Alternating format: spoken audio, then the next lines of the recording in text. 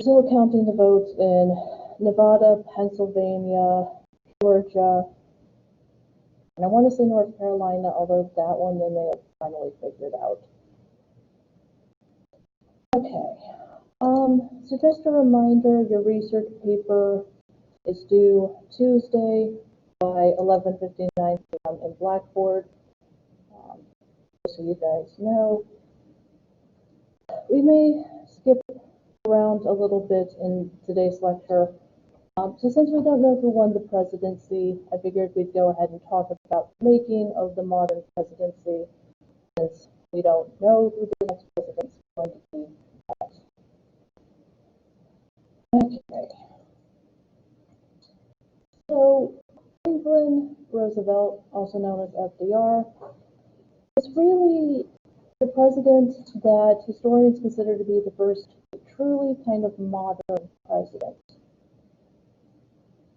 He is the only president in history to serve more than 2 terms. He was elected to 4. Keep in mind that the time he was running, there was no amendment limiting a president to 2 terms. That's why he could run for 4. It's because of him that there are term limits in place. He was president during 2 of the worst crises in American history, the Great Depression and World War II.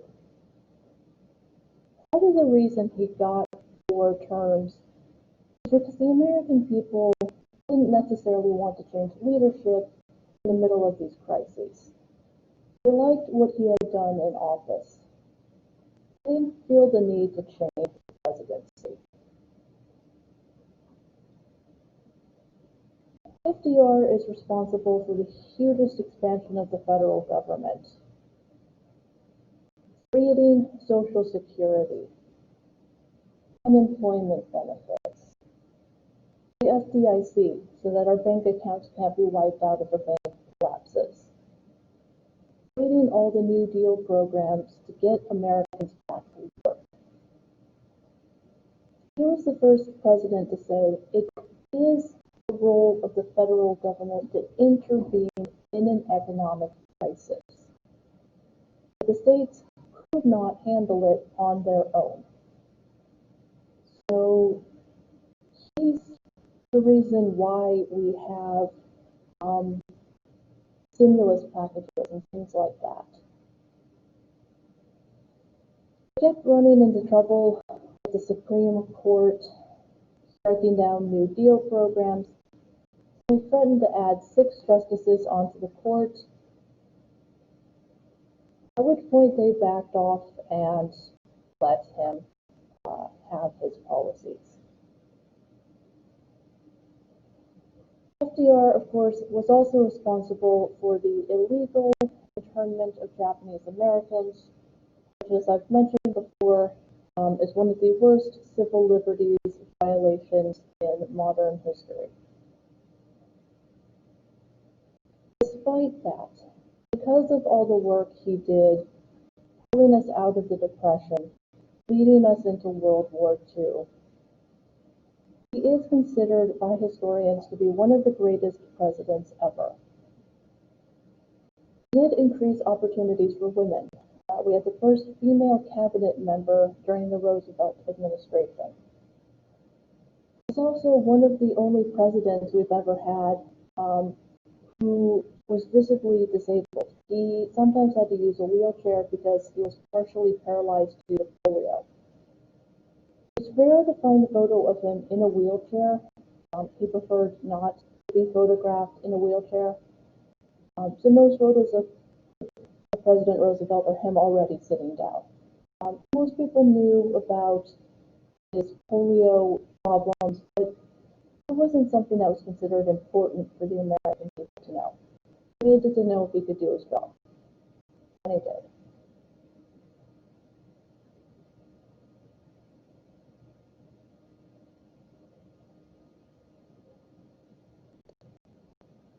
Okay. So FDR dies months into his 4th term.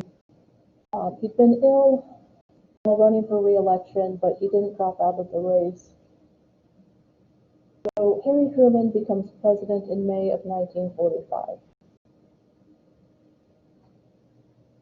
And all of a sudden, he has to make one of the most important decisions an American president has ever had to make.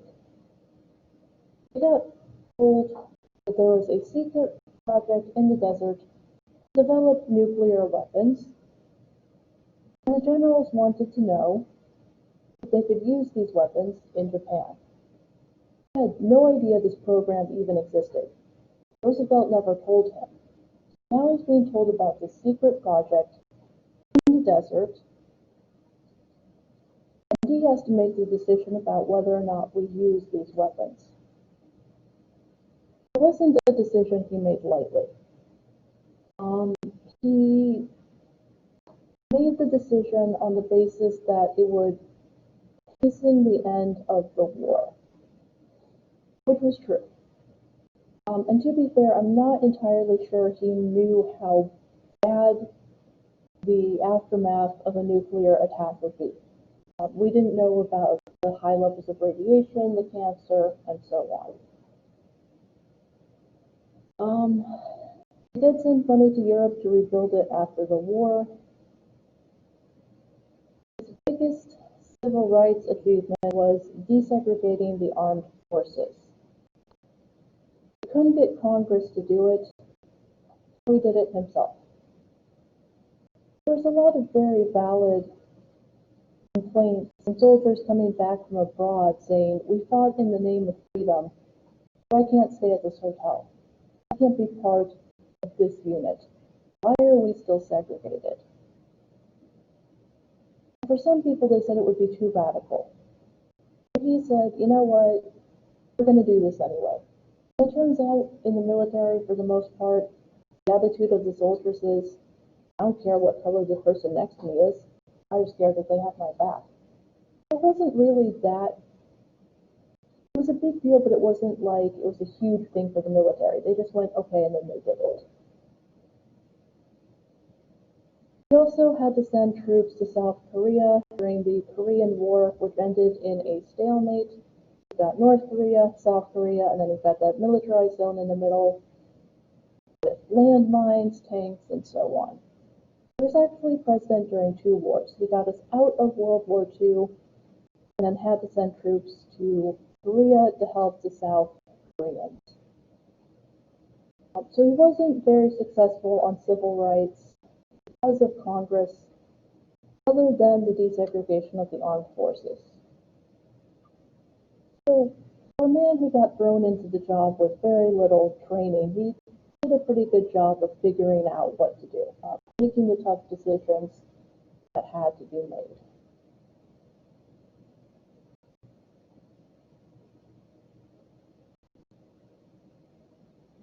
Okay. Truman serves 2 terms, and then Eisenhower becomes president. Eisenhower had never served in political office prior to becoming the president. However, he was a long-term military man, and he was a 5-star general during World War II. So he did have some experience with politics, dealing with military orders, personnel, and so on. We had some idea of how politics would work. He was also very popular with Americans because of his steady leadership during World War II. And one of the most important things he did as president was signing the federal interstate system into law. We didn't have a series of roads that connected the entire country, so it was hard to move supplies and troops from one base to another during World War II. So he wanted a system of federally created highways that could connect each coast, make it easier for people to get around. So that hypothetically, you could drive from Texas to California in a day rather than the better part of a week. Not that I recommend trying that, but hypothetically you could do it. It's because of Eisenhower that we have this system of connected roads, Interstate 2, and so on. And he did send federal troops to Arkansas and put the city of Little Rock under martial law to enforce Brown versus the Board of Education. He sent a strong signal to the South that they could comply with desegregation the easy way or the hard way, and that he wouldn't hesitate to use the military if necessary.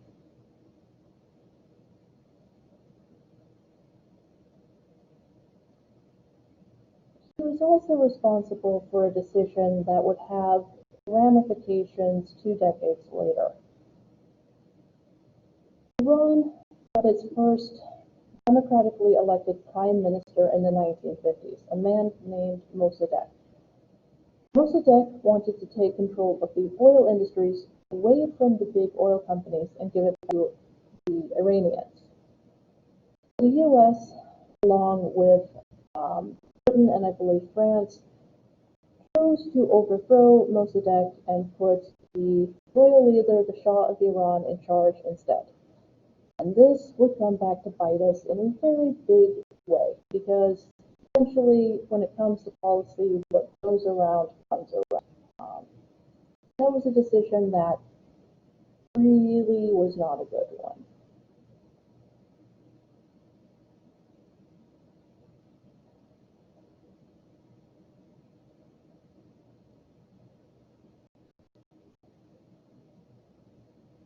Okay.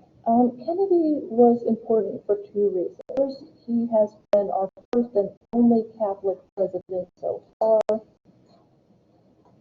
He's also the youngest elected president at 43. The youngest ever was Theodore Roosevelt, who was 42 when McKinley was assassinated. Kennedy's the youngest ever elected.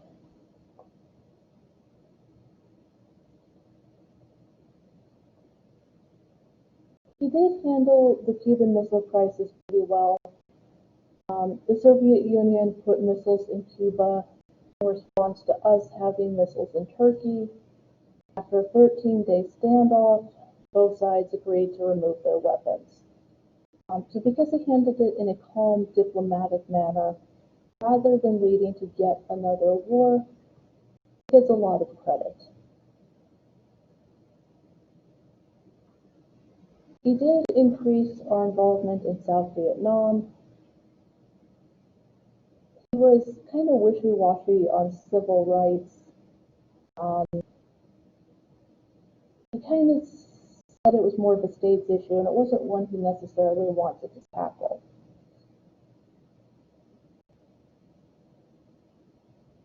And then he was assassinated in November of 1963.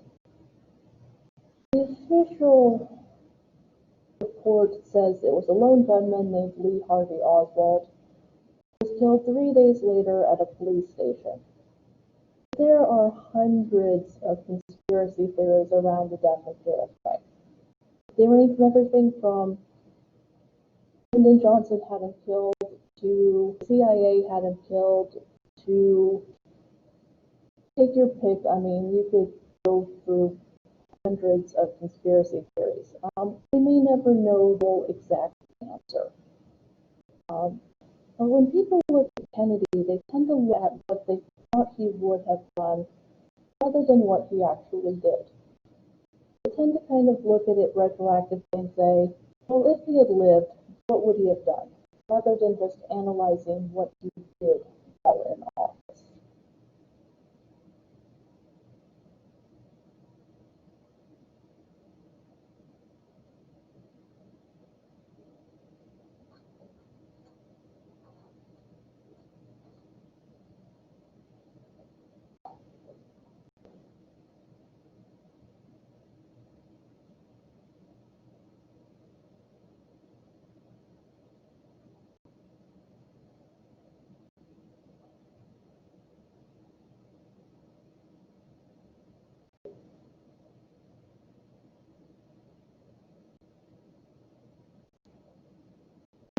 Kennedy dies and Johnson becomes president.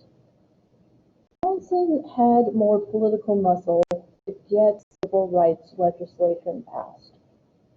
He spent a lot of time in the Senate, so he knew how to wrangle Congress and convince them to pass the Civil Rights Act of 1964 and the Voting Rights Act of 1965. Johnson was a very tall man. He was about 6'4", and he was famous for using his height and what he called the Johnson lean. He would get right up in someone's face and lean into them and intimidate them into doing what he wanted. So there's a lot of photos of these shorter people, and then here's Johnson right in their face. He was a little bit of a bully, but he was able to get things done. This Great Society program led to the creation of Medicaid and Medicare, as well as more funding for public schools. He wanted to reduce the high levels of poverty in rural areas, increase education, improve health care. Through the creation of Medicaid and Medicare, more Americans did have access to health care.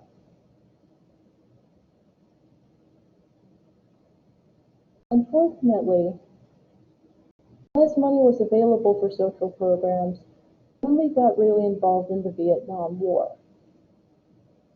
And the longer it dragged on, the less happy Americans were with Johnson. Protesters used to take to the streets and chant, "Hey, hey, LBJ, how many kids did you kill today?" Actually, not exactly, flattering the president.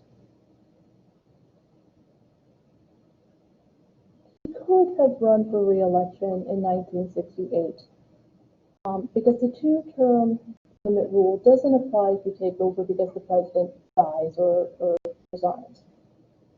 But he saw the writing on the wall and he said, "I can't do this." So he left. He chose not to run for re-election. He pretty much had enough of the chaos and the blame, and he was out of there.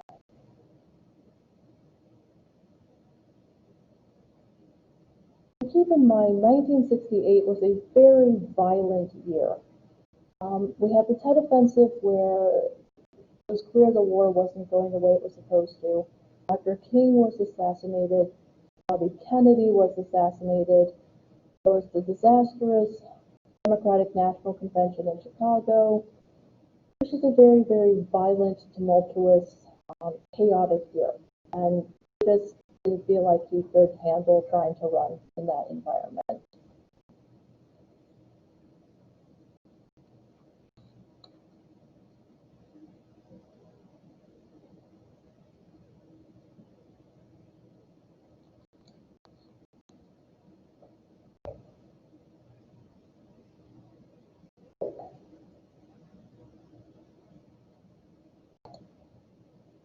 All right, Richard Nixon, aka Tricky Dick.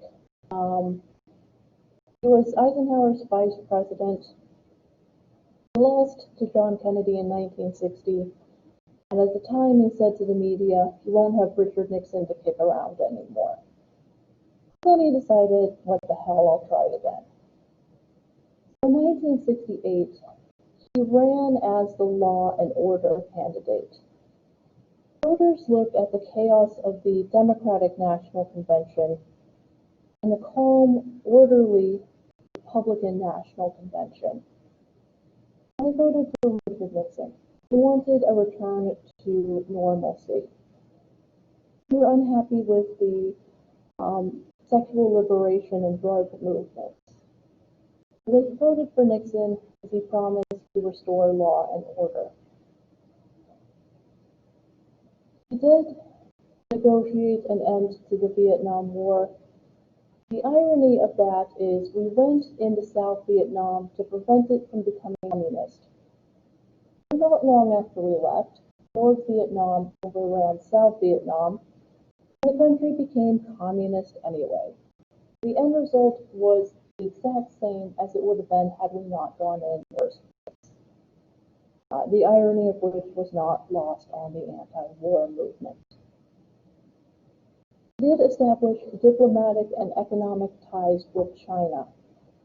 We go back and forth on how we're feeling about China, but they are our big trading partner. And that's because Nixon opened the door for us to negotiate trade agreements with China, for better or worse.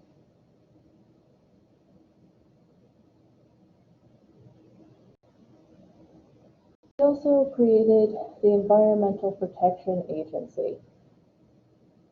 Prior to the EPA, we had such severe pollution in some cities.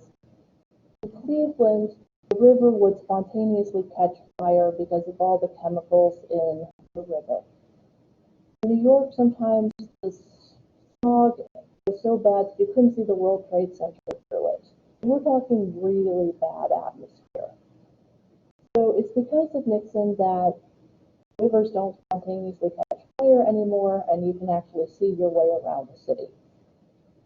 So he does deserve credit for that. We're introducing protections because the water was damn near undrinkable in most cities in the 1960s.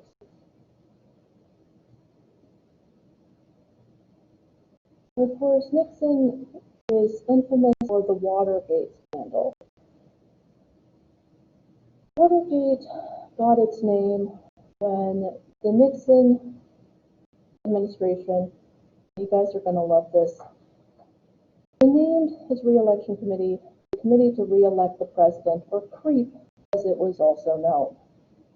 I don't like the irony of that. Members of CREEP broke into the Watergate complex and were trying to break into the Democratic National Committee headquarters to bug the place so they could learn their election strategy, essentially to steal an election.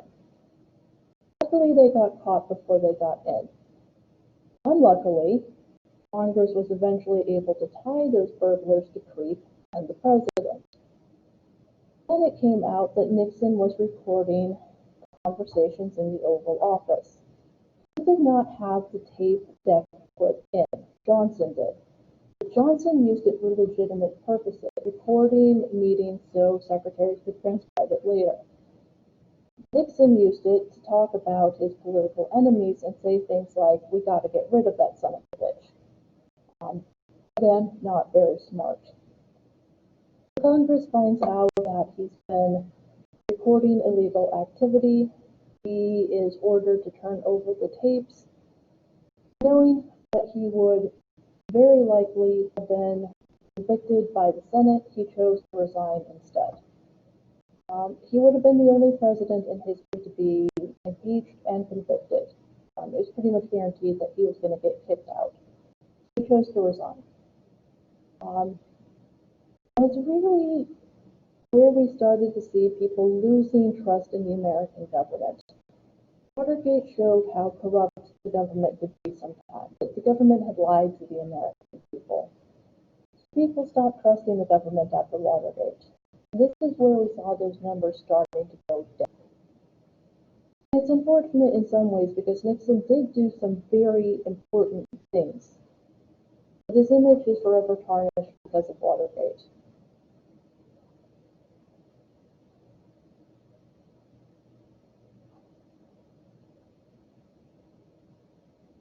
Nixon left office and his vice president, Gerald Ford, became president. I'm not going to talk about Ford because he wasn't in office very long, and he's mostly remembered for the controversial pardon of Nixon so he couldn't face criminal charges. We're going to skip over Ford, and we'll go to Jimmy Carter. So Jimmy Carter gets elected in 1976. He was a former peanut farmer who became governor of Georgia. And he was seen as an honest candidate, an outsider, someone who wasn't part of the Washington elite. Sounds a little familiar, doesn't it? He was a good, solid Christian man, a breath of fresh air, someone who wasn't corruptible. Unfortunately, he faced nothing but challenges during his presidency. The price of oil skyrocketed globally to the point where we were rationing oil and only allowing people to buy gasoline on certain days of the week. He put solar panels on the roof of the White House and tried to get Congress to pass energy reform to reduce our reliance on oil. We couldn't get that. In some ways, Jimmy Carter was the first environmentalist president. And had he been successful, we probably wouldn't be so dependent on oil today. We probably have more solar, wind, etc. Where he was successful was in negotiating a peace agreement between Israel and Egypt. Egypt had not recognized the state of Israel as legitimate, and the two countries had periodically gone to war. So Carter got Egypt to recognize Israel as legitimate and create a peace agreement. The two leaders of Israel and Egypt shared a Nobel Peace Prize. He facilitated that. He also deregulated the airline industry, removing government control over airfares, routes, and new airlines coming in. This was good because it allowed for more competition. It was bad because that's why airlines can now charge you for baggage fees or put seat use in food, etc. The government doesn't control that anymore. Now we come back to the what goes around comes around. Really shouldn't have done that in the 1950s. So when we overthrew the democratically elected leader of Iran and put the Shah of Iran in its place, they were propping up a dictator who routinely tortured his own citizens, suppressed democratic measures, and stole money. And eventually, in 1979, the people of Iran had had enough, and he was overthrown by the Islamic movement headed up by the Ayatollah Khomeini. In retaliation for us meddling with Iranian politics, the Islamic Iranians took control of our embassy and held 52 of our citizens and diplomats hostage for 444 days. What goes around, comes around. Carter could not get the hostages released. He tried damn near everything he could, but it just wasn't working.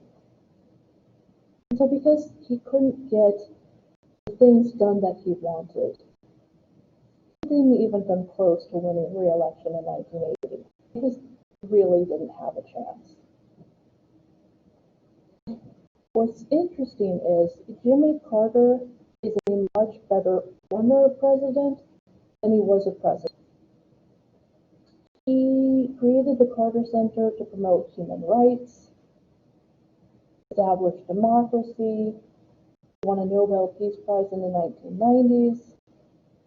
He's 98 years old and he still does Habitat for Humanity, teaches Sunday school. And apparently, when he gets on a commercial plane, he walks down the aisle, shakes hands with everyone, and says, "Hi, I'm Jimmy Carter." Down to earth, really good guy. Terrible president. Great guy. Yeah, he's 98 years old and he still goes out and does Habitat for Humanity. That's pretty cool. It's actually he's a good guy. He just wasn't a great president. If you've ever wondered why we have such a bad relationship with Iran, that's why. That's when it got started, 1979.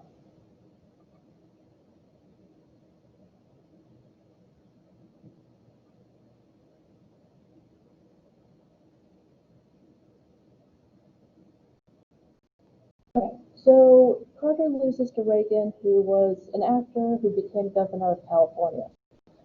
Reagan was the first economic and socially conservative Republican president. It's partly because of Reagan that we've seen the party moving to the right. He was the first president to kind of nudge it towards the right. He was supported by evangelicals because of his opposition to abortion, affirmative action, and women's liberation movement. He also refused to negotiate with unions. In 1981, the air traffic controllers went on strike. They were working 18, 19-hour days sometimes, nights, weekends. There were a couple of near misses where two planes could have collided on the runway because the air traffic controllers were so tired they weren't keeping track. They went on strike, demanding better working conditions. Previous presidents would have negotiated with them. Reagan said, "Get back to work or you're fired." When they didn't get back to work, he fired them. So he wasn't afraid to take on the unions and say, "We're not going to be doing this." He was also a believer in what's referred to as trickle-down economics, or sometimes called Reaganomics. This is an economic theory that suggests that if you cut taxes on the wealthy, they'll spend the money, and that money will eventually filter down to the poor. You can tell me what's wrong with this theory.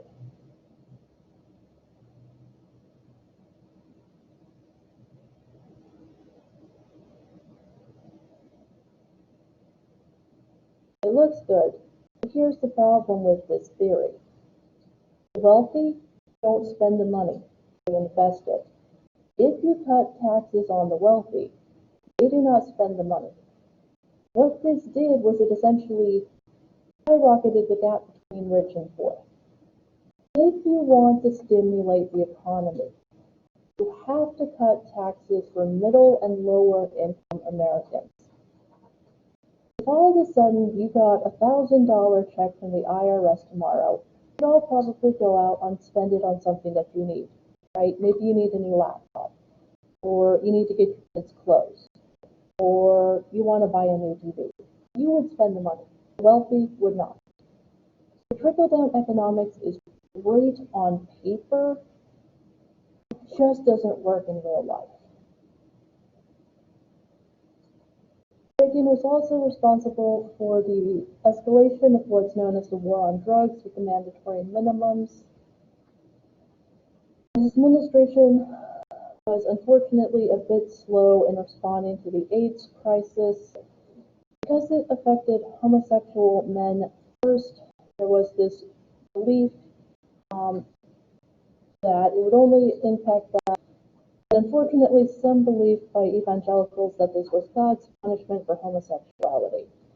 So the administration only really began to respond when they realized hemophiliacs would get AIDS because of tainted blood treatments.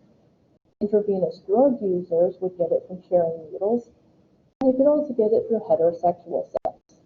It took until the late part of the 80s to really start investing in medicine. So his administration got some criticism for not responding sooner. However, he did work very closely with the Soviet Union to try and help end the Cold War. Arms treaties, economic negotiations, so he does deserve a lot of credit for the work he did in the Cold War. He was also a very eloquent speaker. He knew how to talk to people. He had a sense of humor. He was shot in 1981 and was pretty badly injured. And when he got to the hospital and was back there, he said, "Hey, I forgot," which is funny. So he was known for having a sense of humor, for being able to be communicative, very, very good at talking to people. Very, very eloquent.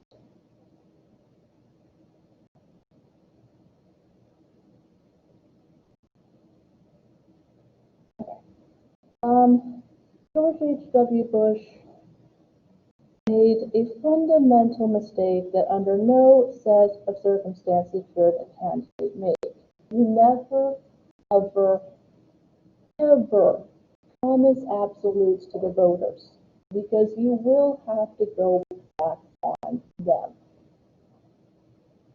campaign in 1988, George H.W. Bush said, "Read my lips, no new taxes." Comes into office, there's a budget crisis, and what does he have to do? Increase taxes. He never promised the voters absolutes, because you may have to go back on it, and that came back to bite him. He never had promised an absolute. He did sign the Americans with Disabilities Act, increasing accessibility to transportation, parking, and building access for people with disabilities, and approved financial compensation for Japanese Americans who've been held in internment camps. Because they had lost their jobs, their homes, their livelihoods, Congress decided to offer financial compensation. So eventually, they were given something for their experience. He led the U.S. coalition into the first Gulf War, where we had to kick Saddam Hussein out of Kuwait. Started the NAFTA negotiations, but he had a hard time connecting with the voters in 1992. During one debate, when a voter was speaking, he was seen looking at his watch repeatedly, which you don't want to be doing. He also didn't understand how much basics cost, like milk or bread, because he hadn't done grocery shopping in the better part of a decade. The vice president and the president don't do their own shopping. They can't. So he had no idea how much basic goods cost. He was seen as clueless, impatient, and really just kind of out of touch with American people. It didn't help that he had Ross Perot running against him, and the Republican vote fractured to the point where Clinton was able to win the presidency.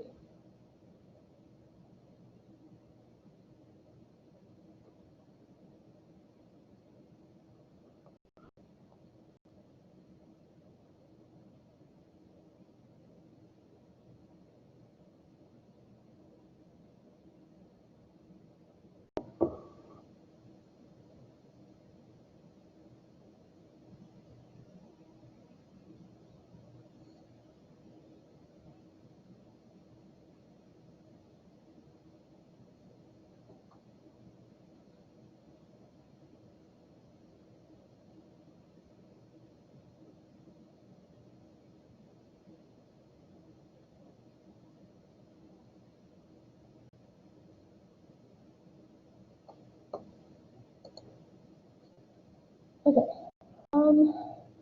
Bill Clinton was successful in some areas. He got the Family and Medical Leave Act passed that provides long-term compensation if you become ill or you need to have a family member. Some paid maternity leave, but man, do we suck compared to other countries. Women are lucky in the U.S. if they get up to 6 weeks of maternity leave. In most countries, it's 6 months to a year. So we're still quite a bit behind on that. They did sign into law the Brady Bill. The Brady Bill was named for President Reagan's press secretary, James Brady, who was also injured in the shooting and left paralyzed. He actually died a few years ago from the injuries sustained in the shooting. So the idea behind the Brady Bill was to create a federal background check on gun purchases. Who's trying to buy a gun? Do they have a criminal background? Is there something off with them mentally?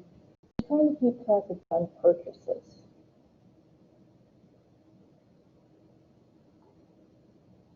He also signed NAFTA into law for better and worse. On one hand, NAFTA does make it easier for us to get products from Mexico and Canada. On the other hand, all the manufacturing jobs went to Mexico because they didn't have to pay a minimum wage there.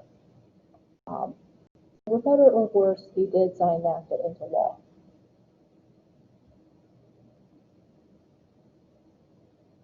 And we do remember Clinton because, well, he couldn't keep it in his pants.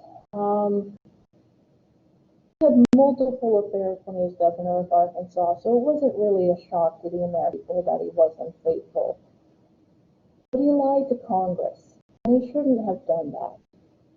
When he was asked, he should have said, yes, I had a relationship with this woman. I'm very sorry for the harm that I've caused. But now it's a matter for me and my family. Because it's not illegal to have an affair. It's illegal to lie to Congress about it. So that was where he made a fundamental mistake, because he shouldn't have lied to Congress. Despite his failures as a husband,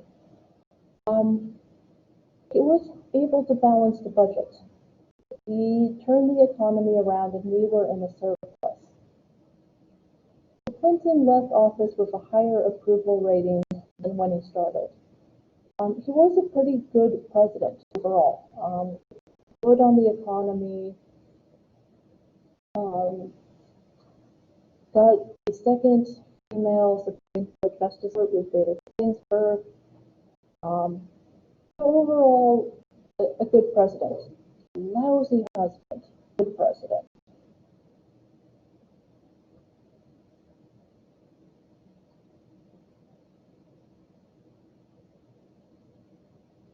You guys are all way too young to remember the Monica Lewinsky scandal. Yeah, I remember that. It was crazy. What really sucked about it was everyone was making fun of Monica Lewinsky, and I'm like, this didn't happen in a vacuum, guys. Like, come on. Nowadays, we look at it and we're like, she was an intern and he was the president. That's a very bad power dynamic. Like, that should not have happened. That's just not, that's just good.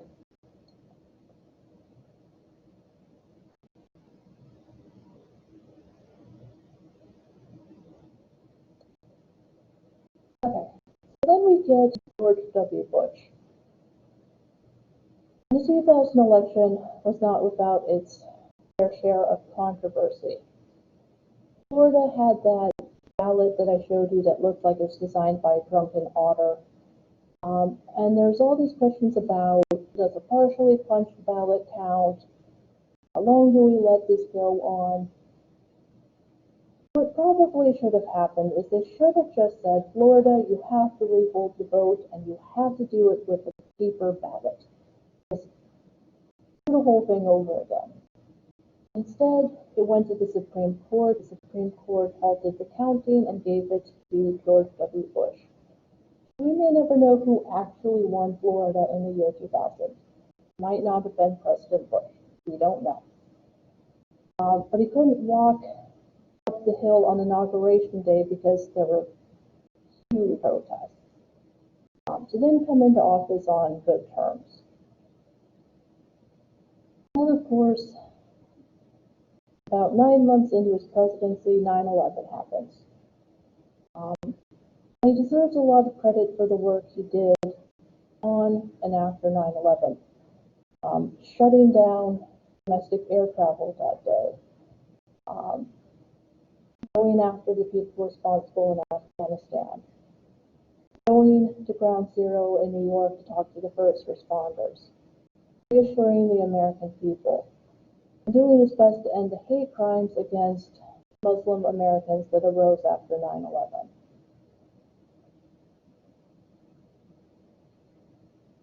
And the war in Afghanistan started off pretty well. We were largely able to force Al-Qaeda out of Afghanistan and the Taliban government. Then we got involved in a war in Iraq. We really can't fight two different wars at the same time. So part of the reason we haven't actually really finished either war is because you can't fight two wars at the same time.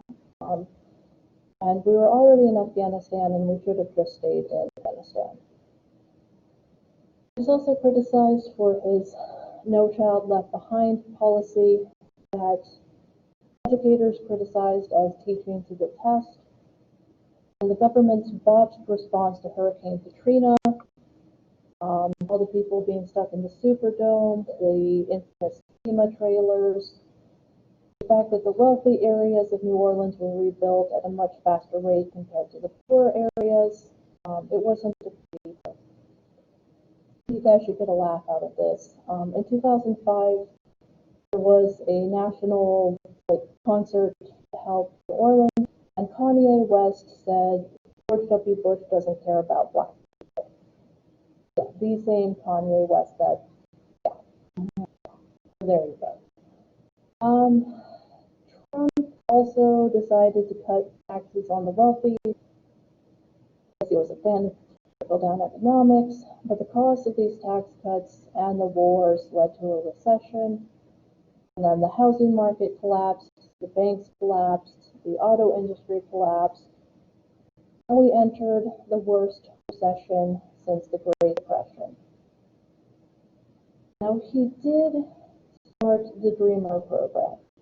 He did say if you were brought here as a child illegally and you had no choice in it, we should give you a path to citizenship. He's got a bit of a mixed legacy. On the one hand, he gets a lot of very well-deserved praise for his handling of 9/11. On the other hand, his economic plans were pretty disastrous. You don't fight two wars at once, and if you're going to fight a war, you probably shouldn't cut taxes on top of it. So he left office with a very high disapproval rating. And he was smart enough to keep his head down during the Obama administration. For the first couple of years, we basically didn't hear from him. His image has been a bit rehabilitated. He's got a very strong friendship with the Clintons and the Obamas. So people are kind of coming back around to him. He's not as hated as he was when he left office. He's considered a bit of a mixed bag as a president. Great in some areas, not so much in others.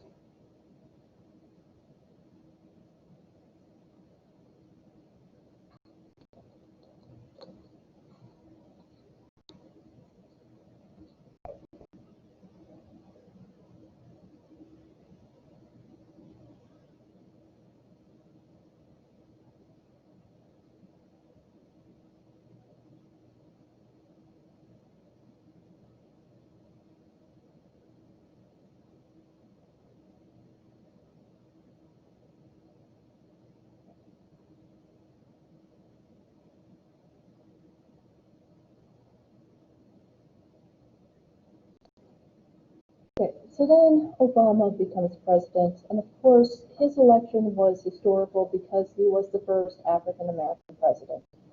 For a lot of people, they went from not being able to vote to having the first black president. So internationally, this was a big deal as well. Unfortunately, it did lead to some people believing that we didn't have a problem with race anymore because we elected a black man. And yeah, it works that way. He did pass healthcare reform with the Affordable Care Act. While it's not perfect, it did give millions of Americans access to healthcare. And he did create, with Congress, stimulus packages to bail out the banks, Wall Street, and the auto industries. By the end of his first term, the economy really was turning around. People were going back to work. The housing market was starting to heal. He was also president when the SEALs were finally able to capture and control Bin Laden. He did support same-sex marriage. He overturned Don't Ask, Don't Tell, which now means gays and lesbians can openly serve in the military. And he did support some gun control measures. He was president during two of the worst hurricanes in modern history, Sandy Hook and Night Hook. And after Sandy Hook, he really wanted gun control because elementary children would never have to worry about being shot in a classroom. He wasn't able to get much done, unfortunately, on that front. But because of his work on the economy, his work on LGBT rights, he did have a pretty high approval rating when he left office. He does enjoy a pretty positive opinion by the public and by historians. He's considered a pretty good president. Not the best, but pretty solid president.